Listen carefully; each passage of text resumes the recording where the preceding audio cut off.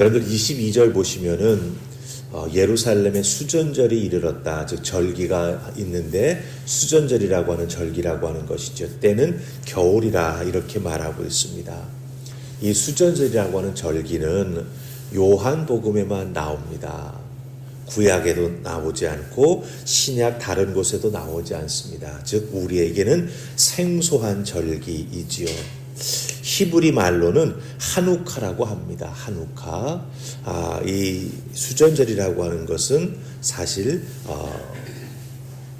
예수님 오시기 한 100여 년 전, 쉽게 말하면 150년 전쯤에 이제 만들어진 절기입니다. 왜 이것이 만들어졌냐 하면은요, 여러분들 알렉산더 대왕 아시죠? 알렉산더 대왕. 예, 그 그리스를 중심으로 해서 그 지역을 다 통일했던 알렉산더 대왕이 갑자기 죽지 않습니까? 후계자를 정하고 죽지 않습니다.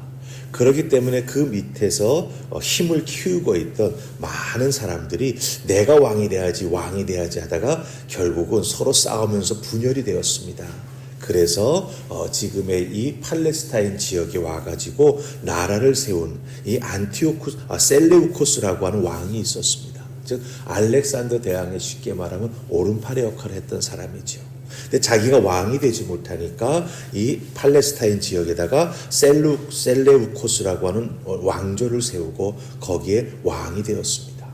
그런데 그 후계자들이 쭉 왕을 이어가다가 안티오쿠스 4세, 에피파네스라고 하는 별칭을 가진 이 안티오쿠스 4세가 무슨 일을 벌였냐면요, 예루살렘 성전에다가 제우스 신상을 세웁니다. 로마 그리스 신화에 나오는 제우스라고 하는 그 신이 있지 않습니까? 그 신상을 예루살렘 성전에다가 세워놓고 그 다음에 돼지로 제물을 드렸어요. 그러니까 어떻게 그런 일을 벌일 수 있겠냐라고 하는 거죠. 그래서 유대인들이 부글부글 끓어오르다가 마침내 주전 164년에 마카베오라고 하는 사람이 주동이 돼서 반란을 일으킵니다. 그래서 잠시 동안 이 유대 땅을 독립국가처럼 운영했던 때가 있는데 이 마카베오가 다시 성전을 정화하고 거기에서 다시 하나님께 예배할 수 있도록 성전을 봉헌했던 때가 있었습니다. 그것을 기념하여 지키는 절기가 수전절이고 그 절기는 12월 달에 지키게 된다라고 하는 것입니다. 하지만 여러분 잘 보시기 바랍니다. 이렇게 다시 성전을 깨끗하게 정화해서 하나님께 드립니다라고 수전절을 만들었지만 예수님께서 예루살렘 성전을 보시고 뭐라고 말씀하십니까? 너희들이 하나님의 성전을 장사꾼의 소굴로 만들었구나라고 말씀하시면서 그 성전을 다시 정결케 하신 모습을 우리가 성경을 통해서 발견할 수가 있지요. 그만큼 유대인들이 하나님을 믿는 데 있어서 많이 길에서 벗어나고 있음을 우리가 알 수 있다라고 하는 것입니다. 바로 이런 상황 속에서, 즉 수전절을 지키는 과정 속에서 예수님께서 솔로몬 성전 안 솔로몬 행각에 계실 때 유대인들이 예수님을 둘러싸고 당돌한 질문을 합니다. 우리 한번 24절 말씀 찾아서 같이 읽을까요? 24절 찾으셨습니까? 자, 우리 같이 읽습니다. 시작. 유대인들이 애워싸고 이르되 당신이 언제까지나 우리 마음을 의혹하게 하려 하나이까? 그리스도이면 밝히 말씀하소서 하니. 아멘. 자, 유대인들이 예수님을 둘러싸고 질문을 합니다. 왜 우리를 의혹하게 만드냐라고 하는 것이죠. 우리의 마음이 예수님 당신 때문에 의혹하고 있습니다 라고 말하고 있습니다. 여러분들 여기서 의혹하다라고 하는 말은 무슨 뜻을 가지고 있냐면 원래 뜻은요, 들어올리다 이런 뜻을 가지고 있어요. 그러니까 예수님 때문에 유대인들의 마음이 어떻게 되어 있는 거예요? 붕 떠 있는 거죠. 예수님 때문에 자기들이 불확실한 마음을 가지고 있다라고 하는 거예요. 메시아라고 밝히면 좋겠는데 밝히지 않으니까 우리가 마음속으로 이렇게도 못하고 저렇게도 못하고 초조한 마음, 불확실한 마음, 이런 마음을 가지고 있다고 말하는 것입니다. 근데 여러분들 여기서 우리가 한번 잘 살펴보셔야 됩니다. 유대인들이 말하는 그 말투, 그 내용을 보면은 마치 예수님이 확실하게 내가 메시아다 이런 말을 하지 않아가지고 자신들이 예수님이 메시아인가 아닌가 긴가민가 마음속으로 자꾸 믿지 못하고 마음이 붕 떠 있다라고 이렇게 예수님에게 말을 하고 있다라고 하는 거죠. 여기서 나타나는 유대인들의 이런 태도, 이런 태도, 예수님을 믿지 못하는 태도죠. 예수님 보여주시고 말씀하시는데도 받아들이지 못하는 태도입니다. 이런 태도들이 우리들의 신앙생활 속에서도 나올 때가 있다라고 하는 거예요, 여러분들. 어떤 때 나올까요, 여러분들? 하나님 앞에 죄송한 마음이 들 때, 그렇죠? 또 하나님의 말씀을 읽는데 자기에게 딱 걸려가지고 나의 그 무언가를 지적하는 말씀을 딱 경험하게 될 때, 그럴 때 우리는 이 유대인들의 이런 태도, 당신이 우리를 의혹하게 만들어서 이런 태도가 표현될 때가 있습니다. 우리 성경을 통해서 한번 예를 들어볼까요? 여러분들, 아담과 하와, 하나님께서 창조하신 하나님의 형상을 가진 사람들 아닙니까? 그런데 하나님 말씀에 순종하지 않아가지고 선악과를 먹게 되지 않습니까? 그때 하나님께서 아담과 하와를 불러서 물으시지요. 아담에게 먼저 물으셨지 않습니까? 너 선악과 먹었느냐라고 물어볼 때 아담이 뭐라고 하나님께 대답합니까? 하나님이 주셔서 나와 함께 하고 있는 이 여자, 이 하와가 나에게 선악과를 먹어서 주어서 내가 먹었습니다라고 말합니다. 창세기 3장 11절 12절에 나와요. 이렇게 대답합니다. 즉, 이 아담의 대답은 무엇입니까? 핑계를 대는 거죠. 책임을 전가하는 거죠. 하와에게 전가하는 것 같습니까? 여러분, 아니에요. 하나님이 주셨지 않습니까? 이 여자. 근데 이 여자가 나에게 선악과를 줬습니다. 누구 핑계 대는 거예요? 하나님 핑계 대는 거예요. 하나님 핑계. 하나님께서 하와에게도 묻습니다. 너 왜 그렇게 했냐라고 묻자 하와는 뱀이 꼬여서 먹게 했다고 대답합니다.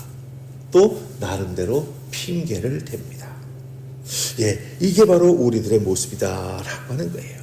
신앙생활 속에서 무언가 내 마음대로 풀리지 아니하고 내 뜻대로 이루어지지 아니하고 또 무언가 말씀이나 사람과의 관계 속에서 기분 나쁜 것을 경험하거나 또 그것이 마음에 자꾸 걸리면서 결국은 나에게 상처가 되는 것들을 경험해 나아갈 때 우리들은요, 바로 이런 마음속에 의혹하게 되는 것들, 우리의 마음이 붕 뜨게 만드는 것들이 나에게 있구나라고 하는 것을 생각하면서 그렇게 만든 원인이 무엇인가 나름대로 이유를 찾아본다라고 하는 것이죠. 이런 것들은 결코 우리들의 신앙생활에 도움이 되지 않습니다. 핑계를 대는 것이 아니라 왜 내게 이런 마음이 들까 먼저 나를 돌아볼 줄 아는 지혜로운 성도가 되는 것이 우리에게는 정말 중요하다라고 하는 것이죠. 예수님 앞에 서 있는 유대인들 그렇게 하지 못했습니다. 유대인들은 자기 자신들이 예수님을 메시아로 믿지 못하는 것은 예수님의 말이나 태도가 모호하기 때문에 믿지 못한다라고 말하고 있지 않습니까? 근데 이것이 사실입니까? 사실이 아니지 않습니까? 예수님이 얼마나 유대인들 앞에서 분명하게 말씀하셨고 기적과 표적으로 우리 예수님이 하나님이 보내신 메시아라고 하는 것을 나타내고 증거해 보였습니까? 그런데 그것을 보고도 그들은 믿지 못했습니다. 자, 우리 25절 말씀 보십시다. 25절 말씀 찾으셨습니까? 자, 우리 같이 읽습니다. 자, 시작. 예수께서 대답하시되 내가 너희에게 말하노니 믿지 아니하는도다. 내가 내 아버지의 이름으로 행하는 일들이 나를 증거하는 것이거늘. 너희가 믿지 아니한다. 내가 말하고 내가 행하는 것 다 내 아버지의 이름으로 아버지께서 말씀해 주셨고 아버지께서 하라고 하셔서 내가 한 것인데 너희들은 그것을 보고도 믿지 않는다라고 말씀하십니다. 예수님이 확실하게 보여주셨고 예수님이 확실하게 말씀해 주셨습니다. 그런데 그럴 때마다 유대인들은 무슨 타령했지요? 안식일 타령을 제일 많이 했습니다. 안식일에 어떻게 병자를 고치느냐, 안식일을 어떻게 범하느냐,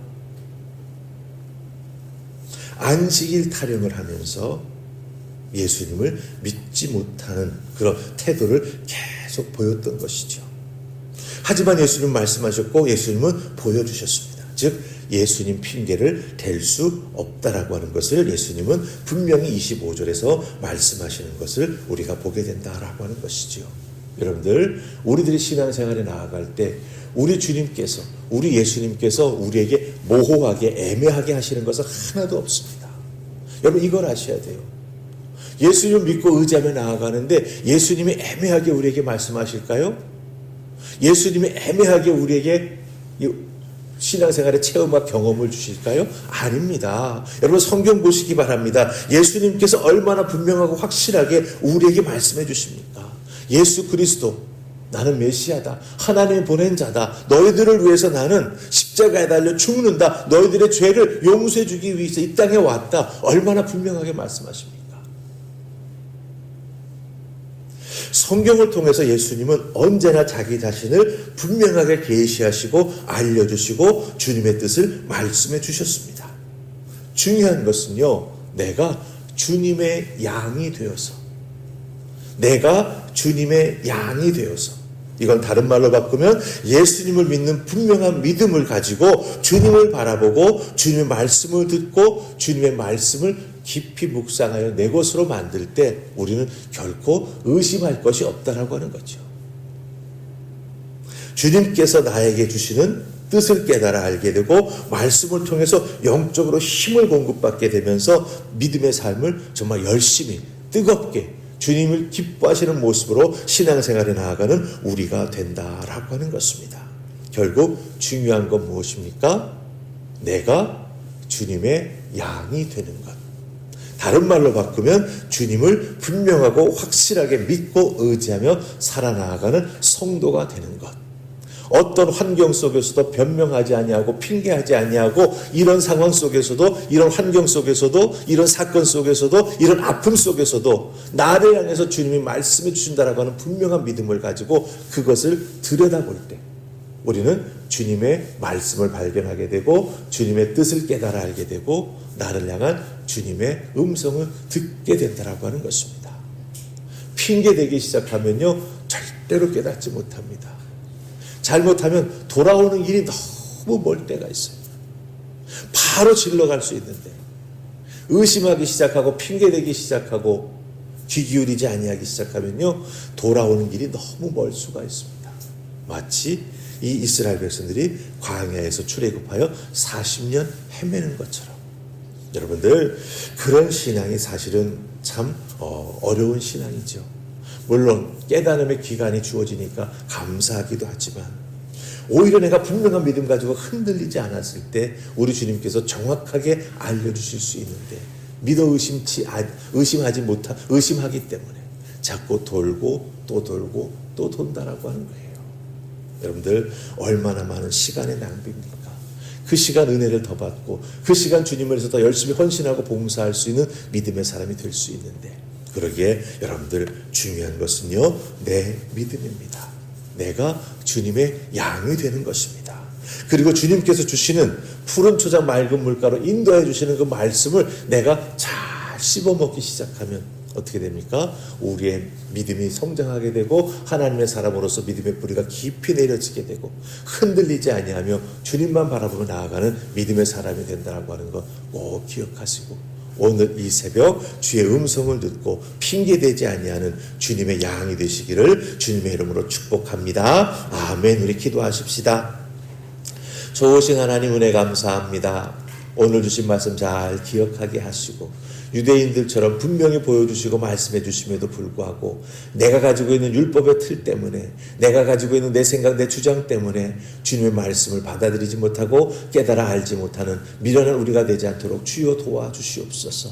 내 믿음입니다. 내 겸손입니다. 주님 앞에 무릎 꿇는 나의 모습입니다. 늘 이것을 지켜나가는 우리가 되게 하시고 이 모습을 통하여, 이 신앙을 통하여 주님을 더욱더 깊이 만나며 주님과 동행해 나아가며 주님께 순종하여 칭찬받고 축복받는 우리 모두가 되게 하여 주시옵소서. 오늘 나의 삶이 주님과 동행하는 분명한 믿음의 삶이 될 줄 믿사옵고 예수님 이름으로 기도하옵나이다. 아멘.